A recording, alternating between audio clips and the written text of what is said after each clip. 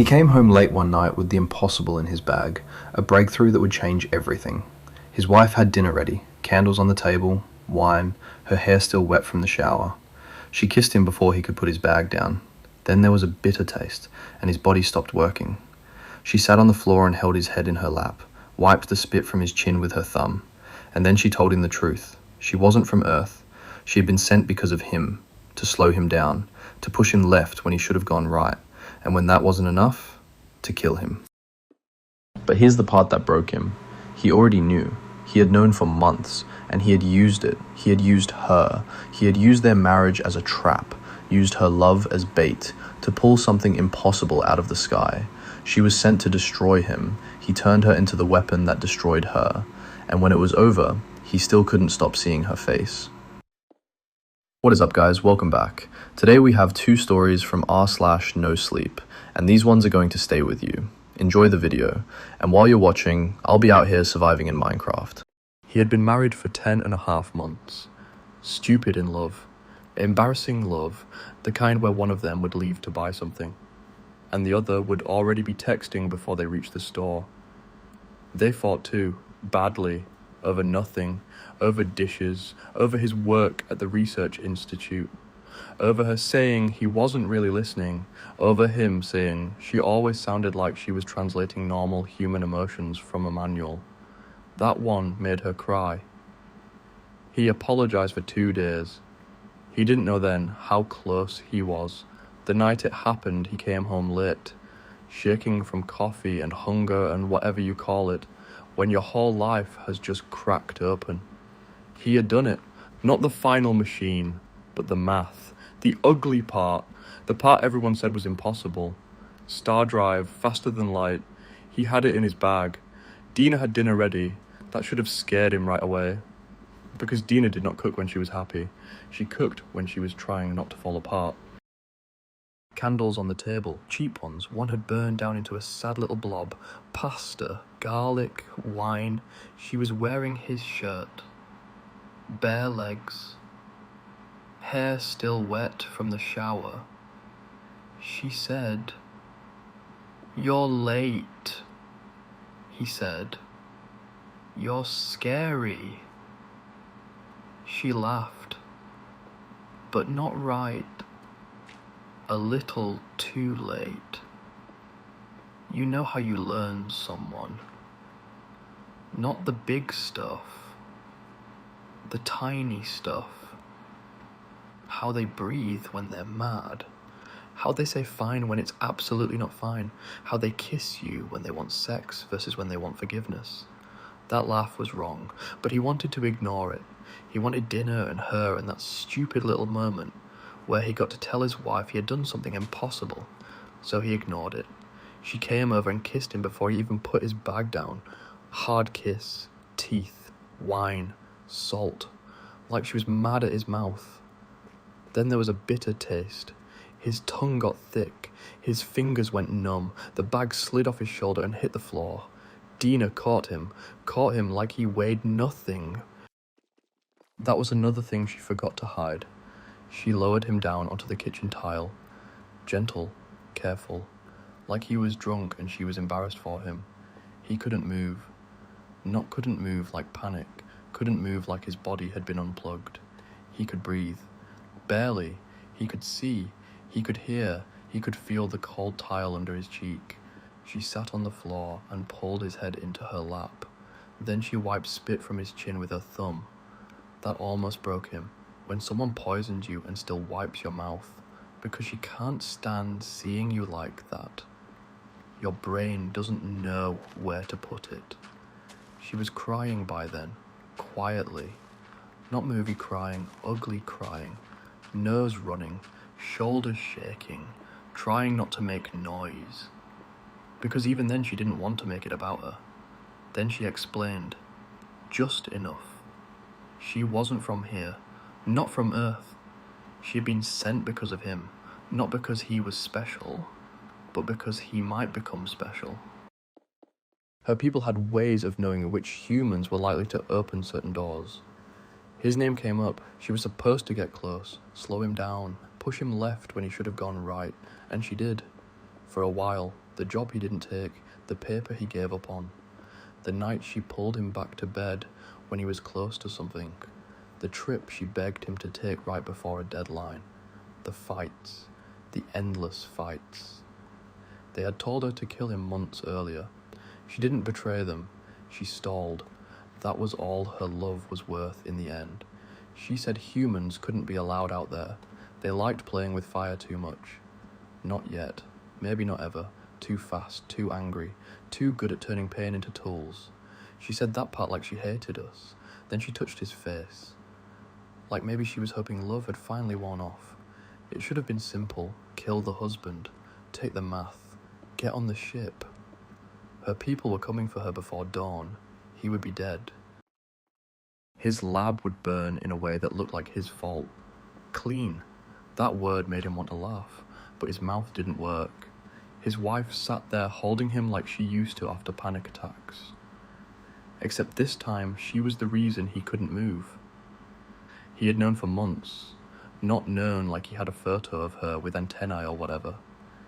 He knew the way husbands know things and then hate themselves for knowing. She was wrong in small places. The first real crack was a cut on her hand. That closed while he was still reaching for a towel. She laughed it off, said he'd imagined how bad it was. The second was finding her barefoot in the yard at 3 a.m, whispering into the dark, while every insect in the grass had gone silent. There were other things.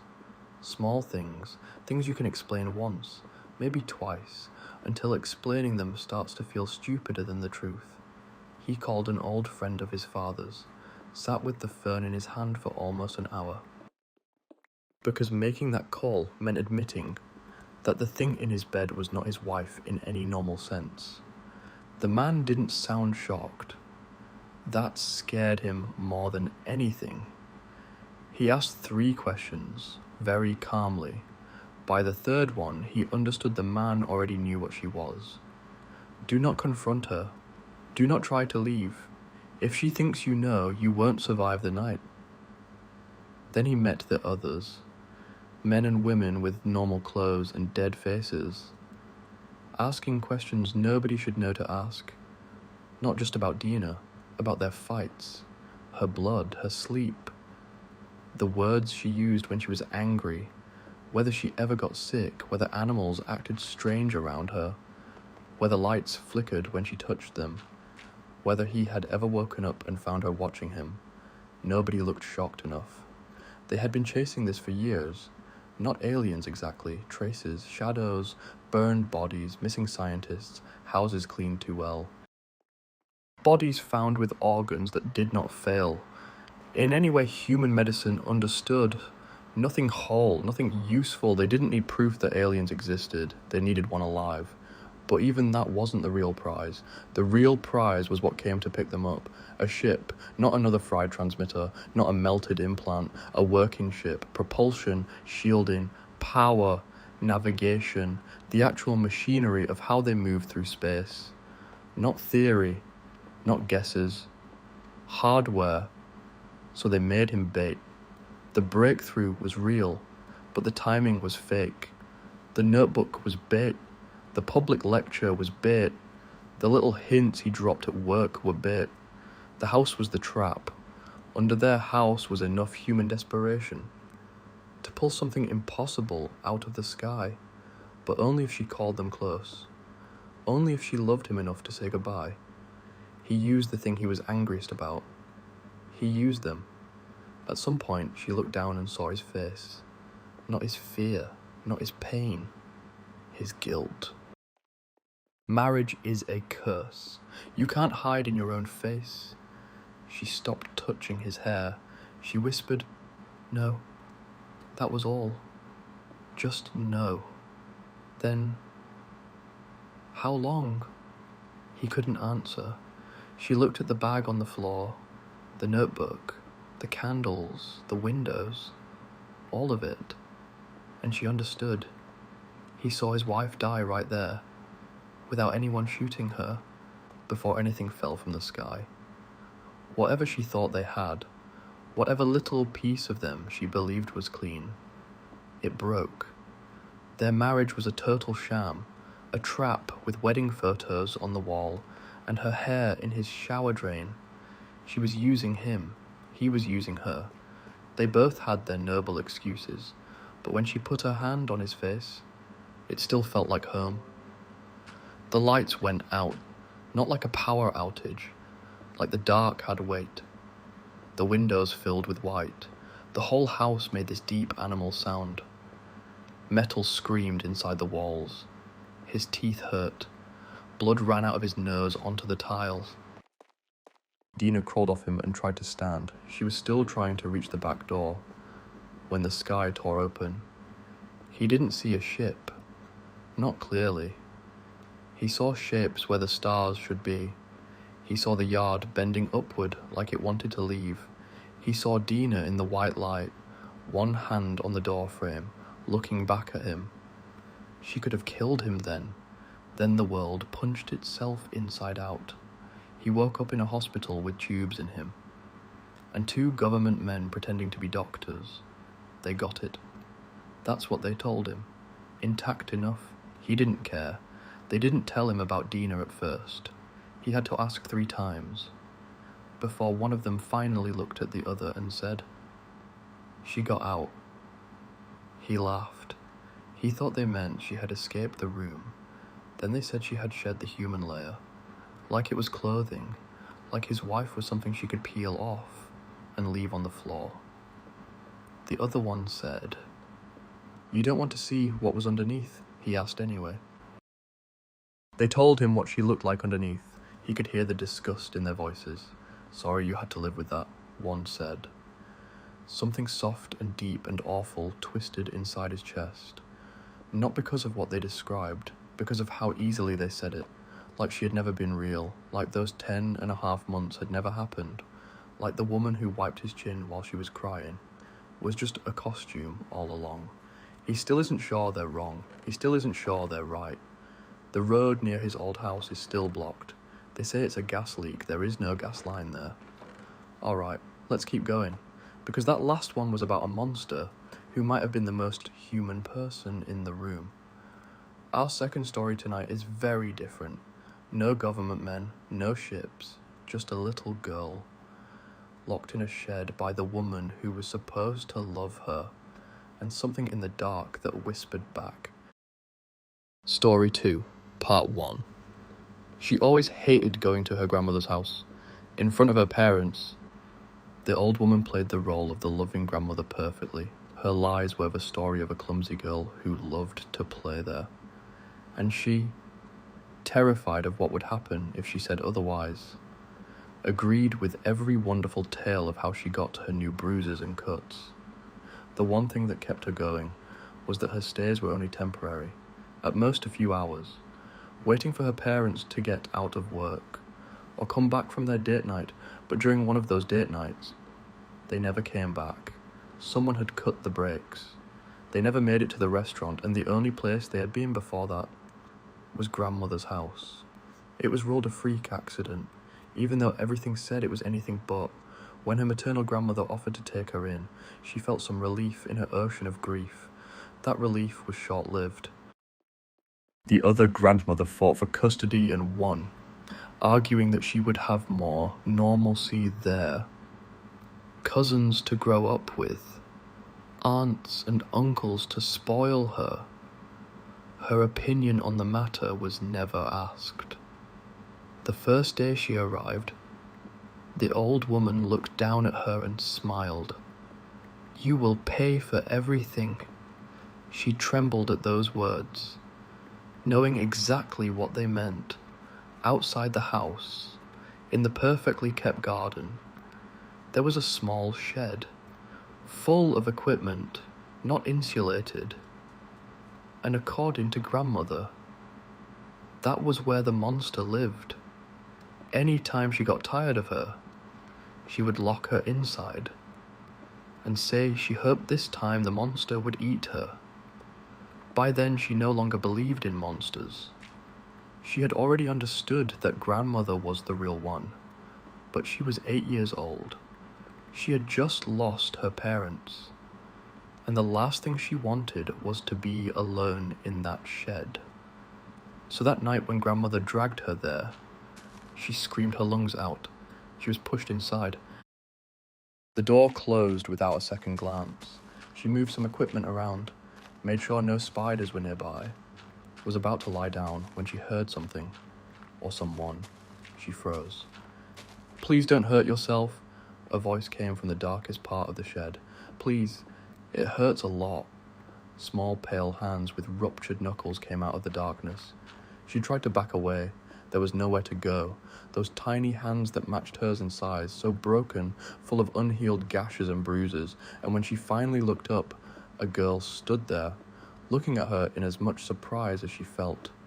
"You see me?" the girl whispered. "I do. But who are you? What's your name?" "I don't know."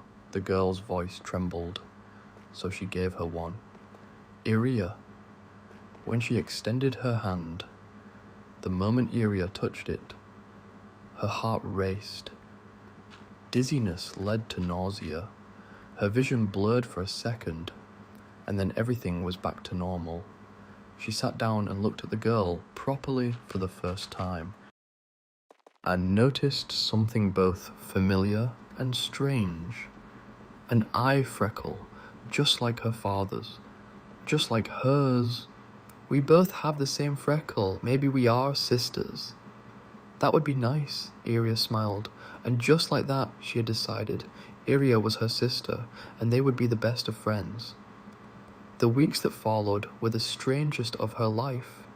During the day, grandmother put on her usual performance for social workers, showing off a pink bedroom she was never allowed to use, cousins who were called over to play only when adults were watching.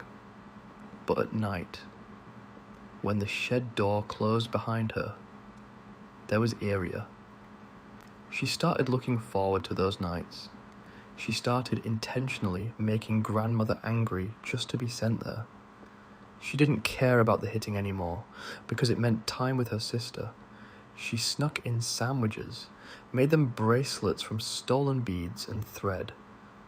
One night she came back to find Iria rocking herself in the dark corner, crying. She approached her. Iria flinched away. But she was the big sister. She had to take care of her. As she hugged her, the dizziness came back harder than ever. She felt the air leave her lungs.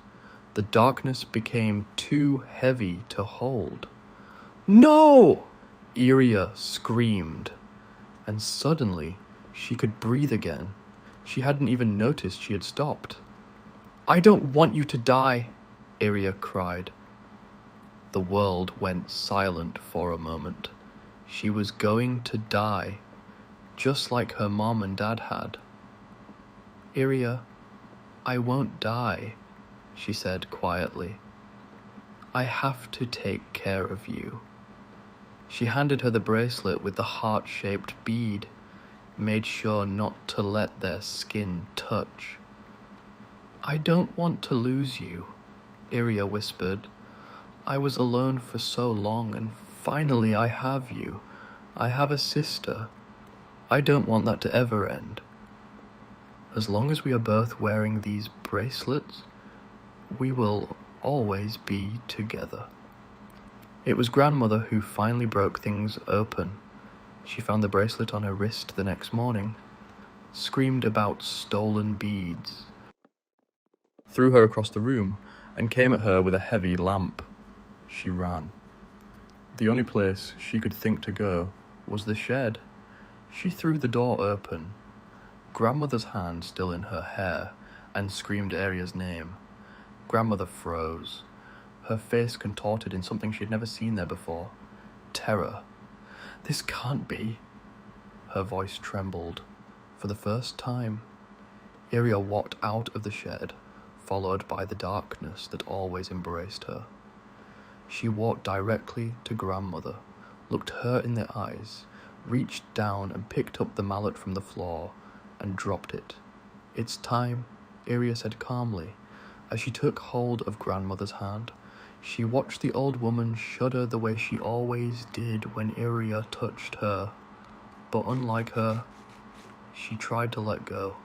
No matter how hard she pulled, Iria held on and slowly dragged her into the shed and into the darkness. Grandmother screamed to be let go. Aunt Manuela came running from next door and froze at the sight. Iria took one look at her and went back to her task. Iria, what's going on? Iria looked back at her, smiled, and raised her hand showing the bracelet. I think I was supposed to be the big sister after all. I will always be with you. And she closed the door of the shed behind her. They heard the screams from inside. Neither of them moved until everything went silent. When Aunt Manuela finally opened the shed, there was no one. The darkness that always filled that place was gone, alongside Iria and Grandmother. There was no way to explain what had happened.